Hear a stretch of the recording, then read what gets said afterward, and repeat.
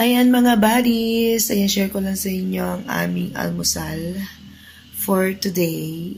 Meron kami ngayon dito sa champorado at syempre ang dilis at ang daing with fried okra. Ayan, so nabili namin ito sa Pangasinan nung kami ay pumunta ng Ilocos.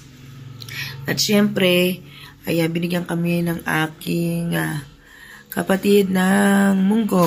Ayan, ginisang munggo. At nagtorta rin ng talong ang aking mahal. Ayan, so it's time to eat breakfast, guys. Ayan.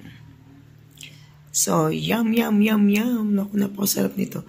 At ito pa, hindi mawawala itong suka. Ayan, ang suka na Ilocos. Ayan, masarap yan mga buddies. Ayan, sok na sok. Siguradong mapaparami ako ng kain dito. Ayan, masarap ba kuya? Kuya, masarap ba?